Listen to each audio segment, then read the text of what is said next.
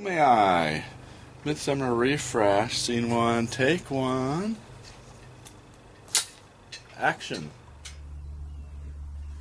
Hi, I'm Sharon from Ponderosa Garden Adventures. Welcome back. Sunday mornings, I like to come out early in the garden and have a cup of coffee and be able to just be quiet and listen to the birds and enjoy nature and kind of plan my day. So today what I decided is that I'm going to work on one of our garden beds that's near our dining area. We like to name our garden beds and our seating areas so that we can very clearly talk about the areas that we're going to work on. So the garden bed we're going to work on today is called Kumeyaay, and it's next to our seating area, which is Tuscany. So what I'm going to do today is I need to do a couple of things. I'm going to plant a couple plants.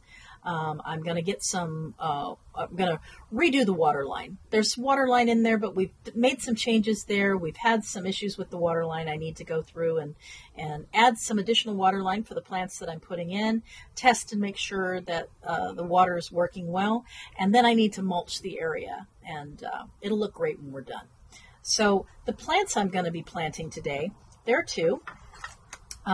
The area where I'm going to be planting is a full sun area. We are here in zone 10B. It gets quite hot in the summer, but the advantage is that we can actually grow a lot of things. Our season is really long. We just need to make sure we're watering appropriately. And both of these two plants are fairly drought tolerant. The first one is vinca. I have some little starts, and the poor things are waiting for me to plant them. I've had them in this little 6-pack. I've planted half of them out, and these three are just really itching to get in the ground. So I'm going to plant one of these up today, and the other plant I'm going to plant is called penstemon. The nickname is bearded tongue. This is actually a clearance plant that I got from Lowe's. It was on the dollar aisle. It was looking a little sad when I first got it, trimmed it up a little bit, got all the dead leaves off and all the rest of it. I've been watering it for about a week, and it has perked right up. This gets to about 3 feet high and about 1 foot wide. So this will fill in nicely in that garden area. All right, let me show you the area that I'm going to plant today. This bed here is Kumeyaay, right next to our dining area, which is we call Tuscany. And I'm building up this bed so we've got a nice backdrop when we're out here having barbecue with family and friends. So here's the bearded tongue. And I think right in here it's going to fill out to about 1 to 2 feet. So I think right in here is going to work just really nicely.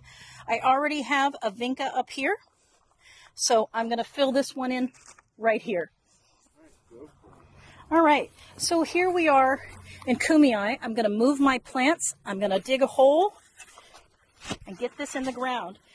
The soil's really loose. I had some cosmos in here that just didn't make it. I find, at least in our yard, transplanting cosmos is not very successful.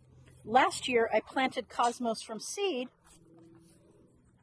and they went like gangbusters. I'm going to put some starter in here. I'm going to get the beard tongue. Oh, it's got great root structure here. So we're going to get in here. We're going to get this down in here, backfill around it,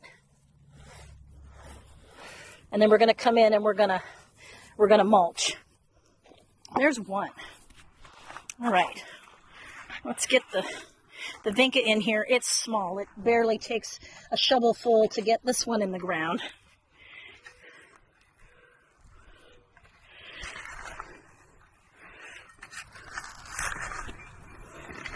There we go. And vincas, they are not picky at all. They do not need a lot of fuss. You can put them in poor soil.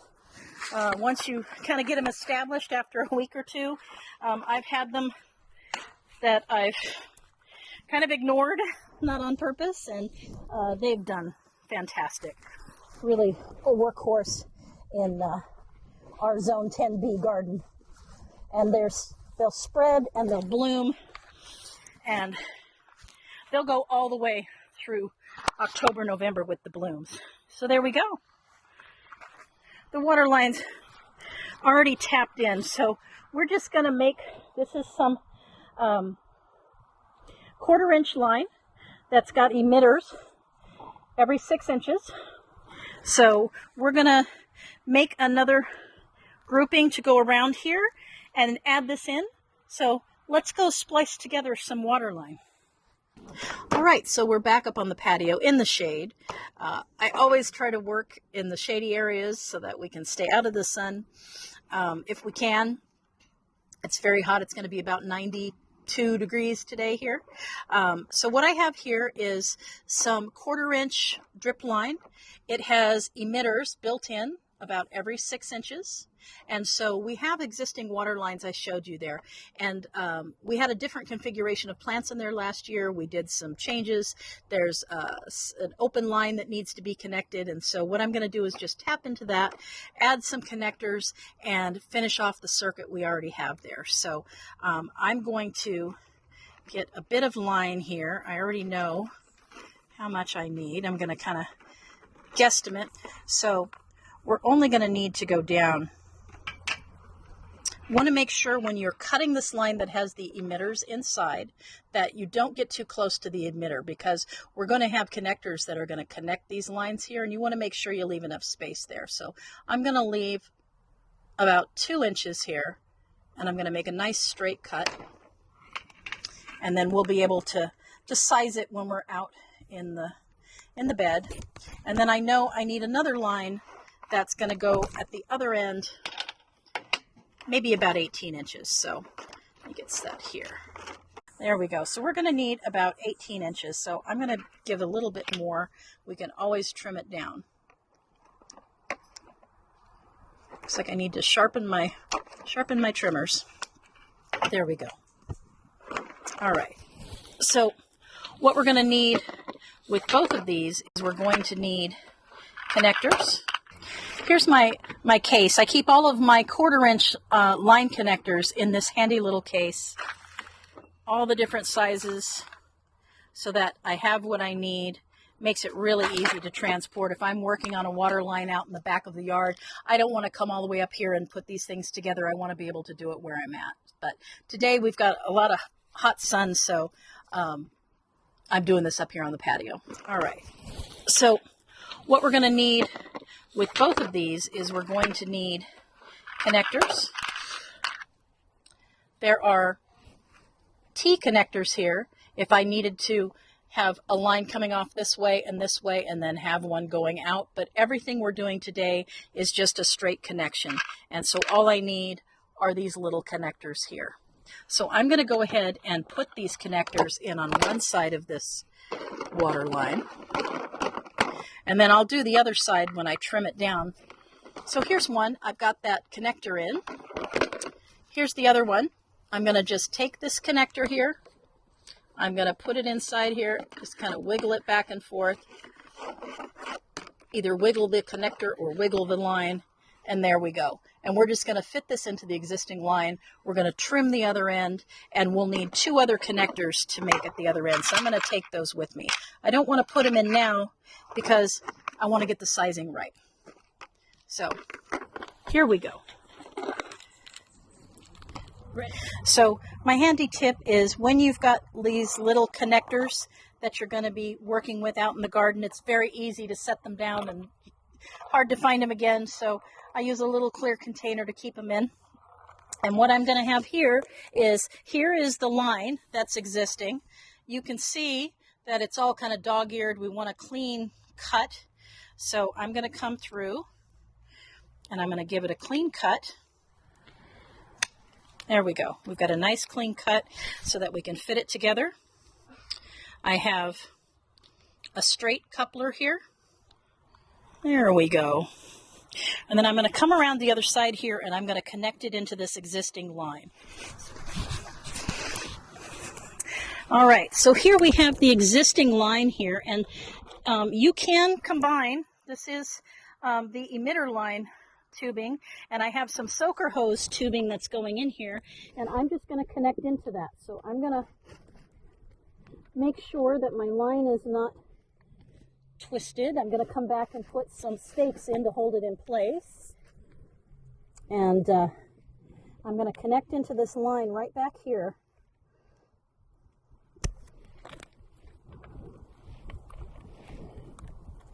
Make sure that it's coming in the right way. All right, we got one side.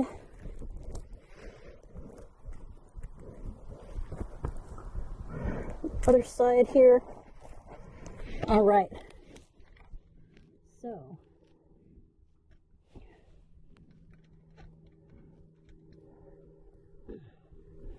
oh, the dirt is hard here. So get that down. All right. So here we are. I've got some landscape staples, which will help hold the water line down. This is a lavender plant, and so it does not need a lot of water. So I want to make sure that emitter is not right up next to the plant. My tomato, on the other hand, does need plenty of water. So I'm going to make sure that this line is going to come to my other plant here, right there. And then this one I'm going to put in right in here. Now this tomato is a pretty good size.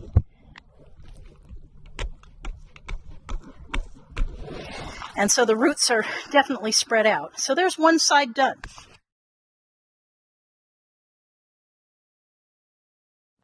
All right, so now we're going to connect the water line on the other side. I've already given a clean cut here. And I'm going to take the connector that we already connected. I'm going to tap it into this line here. And then we're going to run this around in a circle around these plants. So I'm going to make sure this is not twisted. I have what we call a goof plug, which is just a plug that stops the water. And there we go. So I've got a couple of landscape staples here. We're going to make sure we're going to hold that water line down so it's not going to go anywhere. Make sure we get one coming over here near this one. Again, these are drought tolerant plants, so we don't want the emitter right next to the root ball. And there we go. So our water line system we have in here is about 15 years old. It is not on a phone app or anything yet. That's something coming in the future. But what we do have is we have a ball valve here that will open the water lines for our different areas, our different zones.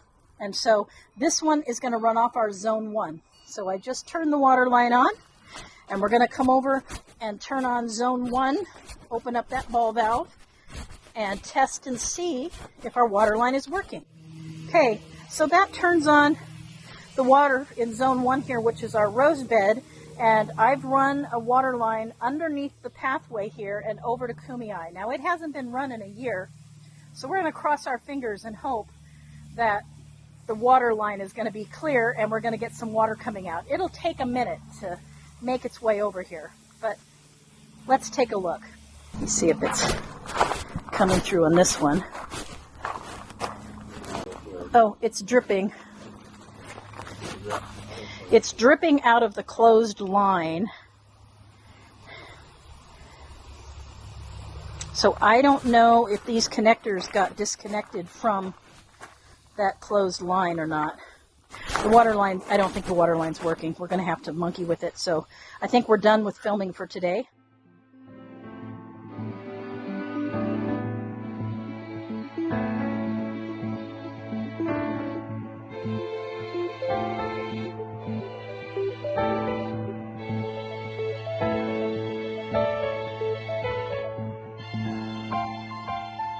I am repairing a break in our irrigation hose. This is a 5/8 inch hose or 1/2 inch, whatever.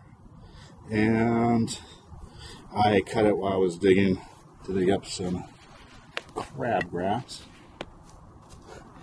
And then I'm going to be using this wrench here. This is a specialized tool. This is specifically made for these little hose clamps.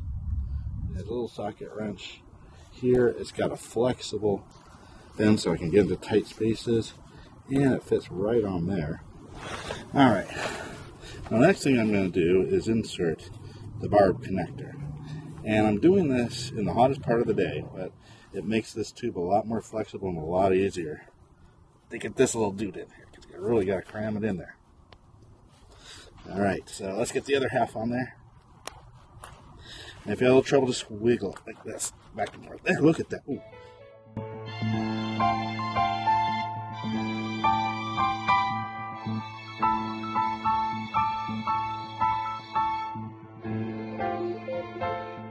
So we're going to have to loosen it. Get it over that knuckle and then start tightening. Quarter turn. That should hold it. Let's find out. I'm going to run some water through it, flush out the system, and then close up the end and see if it holds water.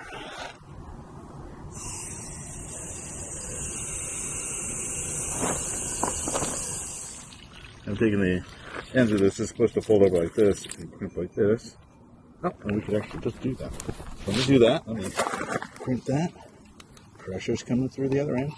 And that will now put some pressure. Now let's go see if that is leaking. It's looking pretty good.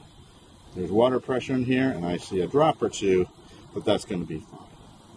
So I've got this fixed. Yay.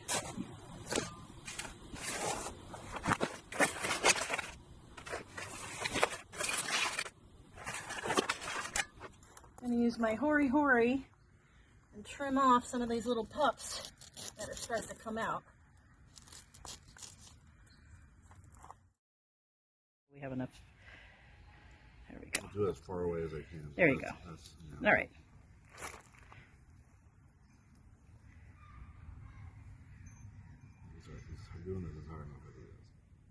You want to add the new line. There we go.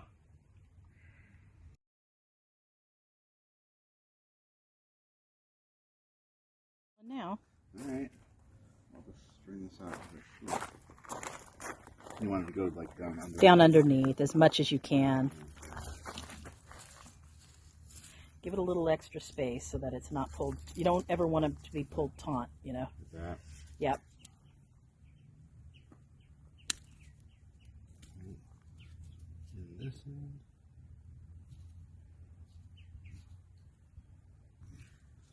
And just right here. Yep.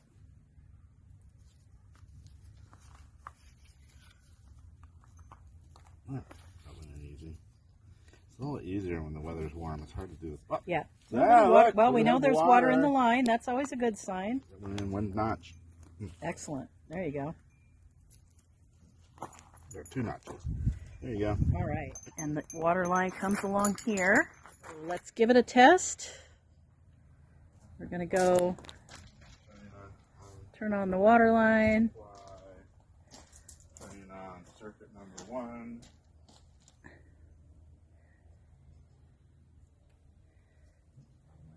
Oh, here it comes. Look at that. Look at that. Oh, is that water? Look at that. So I think we have one more repair to do because I think we've got this other one that I connected, and I think we're going to have to do a slice and splice into the supply line, and then we're good. Because this one.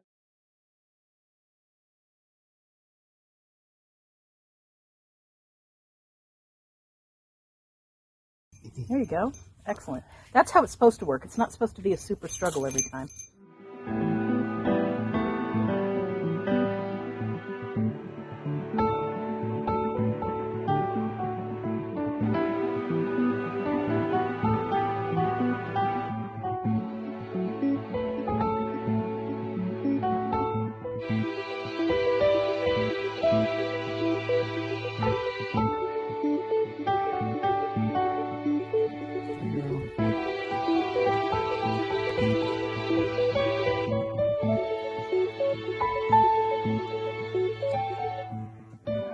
Trim up the lavender. It's kind of got some spent blooms on here. We're going to give it a fresh cut and then it'll rebloom. So I'm just going to kind of gather them up and give it a trim. Come in here and do this. I'm just kind of gonna gather them up. Smells great. Doesn't it? So we're gonna put this coreopsis in here. We took out the cherry tomato. It was done for the season. It was very prolific, but now it's time to just put in. See, very easy diggins. It's where the tomato was. So as much as you can, if you can use those areas that have already been softened up with the roots spreading in and make your work a little easier. So I'm going to come in here and I'm going to see if that's just the right area. These are definitely getting root bound. It's definitely time to get them in the ground. These coreopsis are just really great plants. They can take the heat. We still, here in zone 9B, we still have quite a bit of heat coming through October. September and October are actually our hottest months. So there we go. Little color. We'll get it mulched. We've got the water lines done. We've tested it. And we're good to go.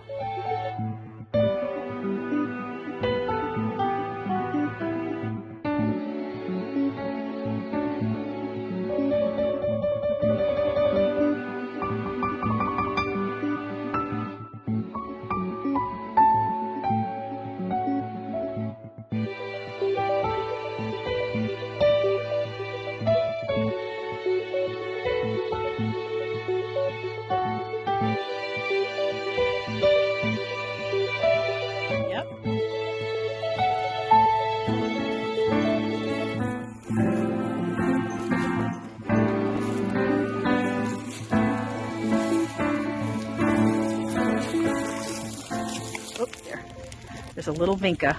He's trying to stay with it. There it is. He just needs some water. He'll be fine. Vincas are very hardy. So here we go. Freshly mulched. Water lines fixed. Couple of new fall plants in. It's looking fantastic. Great way to start the day, to finish up the projects. That happens sometimes. You start projects, you get interrupted.